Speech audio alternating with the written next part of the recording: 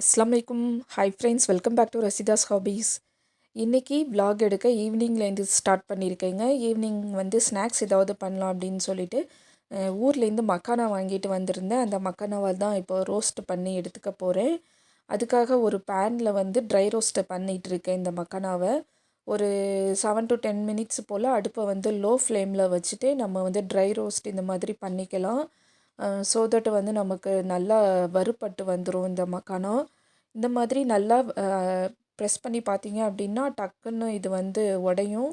இந்த மாதிரி உடஞ்சிச்சு அப்படின்னா அது நல்லா ரோஸ்ட் ஆகிடுச்சுன்னு அர்த்தம். இப்போ இதை ரோஸ்ட் பண்ண மக்கானாவை ஒரு பிளேட்டுக்கு மாற்றி வச்சுக்கலாம். நம்ம ட்ரை ரோஸ்ட் பண்ண அதே பேன்லேயே இப்போ மறுபடியும் யூஸ் பண்ணிக்கலாம். அடுப்பை மறுபடியும் பற்ற வச்சுட்டு லோ ஃப்ளேம்லேயே வச்சுக்கிறேன். ஏற்கனவே பேன் சூடாக தான் இருக்குது. அதனால ஒரு டீஸ்பூன் நெய் இப்போவே சேர்த்துக்கிறேன். நெய் நல்லா மெல்ட் ஆனதுக்கு அப்புறமா கொஞ்சமாக உப்பும் பெப்பரும் கொஞ்சம் போட்டுக்கிறேன். இதை போட்டுட்டு நல்லா மிக்ஸ் பண்ணி விட்டுறலாம் நெய்யில். இப்போது இதில் நம்ம ட்ரை ரோஸ்ட் பண்ணி வச்சுருக்கிற மக்கானாவை சேர்த்து ஒரு 2-3 மினிட்ஸுக்கு ரோஸ்ட் பண்ணோம் அப்படின்னா வறுத்தோம் அப்படின்னா நல்லா இதில் மக்கானாவில் உப்பு காரம் எல்லாம் நல்லா கோட் ஆயிரும். இந்த ரோஸ்டட் மக்கானா செய்கிறது ரொம்ப ரொம்ப ஈஸி.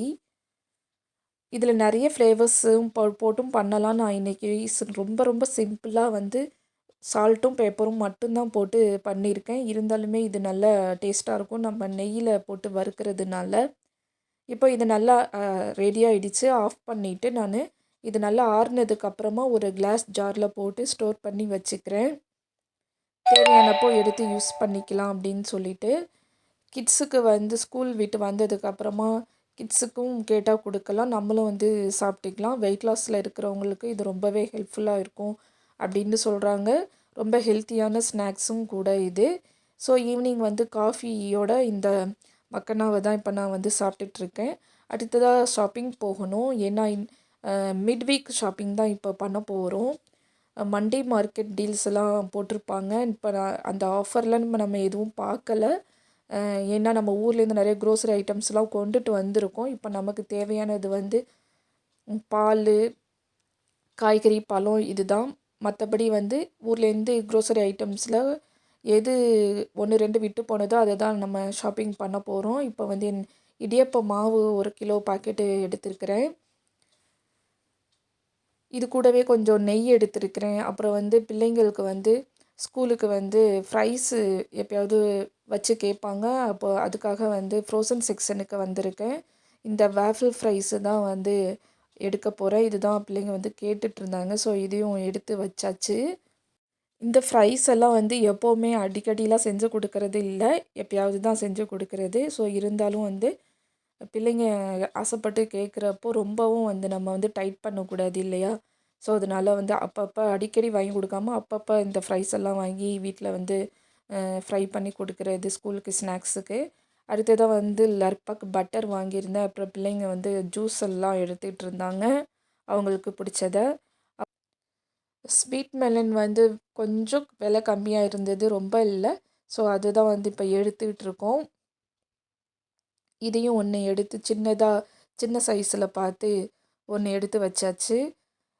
அடுத்ததாக பார்த்திங்கன்னா பீட்ரூட்டு இந்த மாதிரி கிழங்குகள் இருக்கிற செக்ஷனுக்கு வந்தாச்சு. அதுலேருந்து பீட்ரூட்டு கொஞ்சம் எடுத்தாச்சு. ஃப்ரைடே பிரியாணி கூட இதை பீட்ரூட் ஹல்வா செஞ்சுக்கலாம் அப்படின்னு சொல்லிட்டு கேப்சிகமும் கொஞ்சம் ஃப்ரெஷ்ஷாக இருந்தது. ஸோ அதையும் கொஞ்சம் எடுத்துக்கிட்டோம். இப்போ அடுத்ததாக பார்த்திங்கன்னா இந்த மார்க்கெட்டு பக்கத்துலேயே எங்கள் வீட்டுக்கு பக்கத்துலேயே தான் இருக்குது. ஒரு மால்குள்ளே தான் இருக்குது இந்த கடை.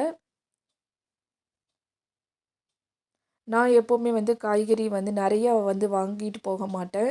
வீக்லி ட்வைஸு வந்துடுவேன். ஸோ அதனால் கொஞ்சமாக தான் காய்கறி வாங்கிட்டு போவேன் எப்போவும். வெயிட் போடுறதுக்கு வந்தாச்சு. இங்கே பார்த்திங்க அப்படின்னா ப்ளூபெர்ரியும் கொஞ்சம் ஆஃபர் போட்டிருந்தாங்க. ப்ரைஸு கொஞ்சம் கம்மியாக இருந்துச்சு அப்படின்னு சொல்லிட்டு அதுவும் எடுத்து வச்சாச்சு. பிள்ளைங்களுக்கு ப்ளூபெர்ரியும் ரொம்ப பிடிக்கும். இங்கே பார்த்திங்கன்னா எக்ஸ் எல்லாம் இருக்கிற செக்ஷனுக்கு வந்தீங்கன்னா அங்கே ஒரு பிங்க் கலரில் முட்டை இருந்தது. இதை நான் இப்போ தான் ஃபஸ்ட் டைமாக பார்க்குறேன். இதில் ஃபிலிப்பினோ எக்கு அப்படின்னு போட்டிருக்கு. நான் நினைக்கிறேன் இந்த எக்கில் வந்து எப்படி இந்த கலர் வந்துச்சுன்னா கலர் பண்ணியிருப்பாங்க அப்படின்னு நினைக்கிறேன். பட் எனக்கு சரியாக தெரியல. உங்களுக்கு தெரிஞ்சால் கமெண்ட்டில் சொல்லுங்கள். இது எப்படி இந்த கலர் வந்துச்சு அப்படின்னு சொல்லிட்டு. அப்புறம் கொஞ்சம் ஃப்ரெஷ் மில்க்கும் எடுத்துகிட்டு கவுண்டருக்கு பில் போடுறதுக்காக வந்துட்டோம். இது மிட் வீக் ஷாப்பிங் அப்படிங்கிறதுனால கொஞ்சமாக தான் ஷாப்பிங் பண்ணியிருக்கோம். இப்போ ஷாப்பிங் முடிச்சுட்டு மாலை விட்டு வெளியில் வந்தாச்சு. இந்த மால் வந்து எங்கள் வீட்டு பக்கத்துலேயே எங்கள் ஏரியாவிலே தான் இருக்குது.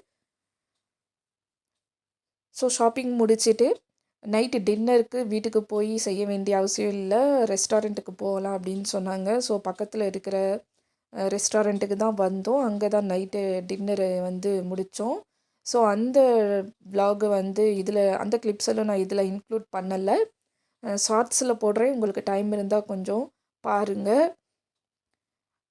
அவ்வளோதான் ஃப்ரெண்ட்ஸ், நாங்கள் இன்றைக்கி ஈவினிங் ஷாப்பிங் முடிச்சுட்டு வீட்டுக்கு வந்து கிளம்பிகிட்ருக்கோம். இந்த மாதிரி vlogs, daily vlogs, simple recipes vlogs பார்க்குறதுக்கு நம்ம சேனலை வந்து லைக் பண்ணி, ஷேர் பண்ணி, சப்ஸ்கிரைப் பண்ணுங்கள். பிடிச்சிருந்தா சப்போர்ட் பண்ணுங்கள். தேங்க்ஸ் ஃபார் வாட்சிங். Bye friends.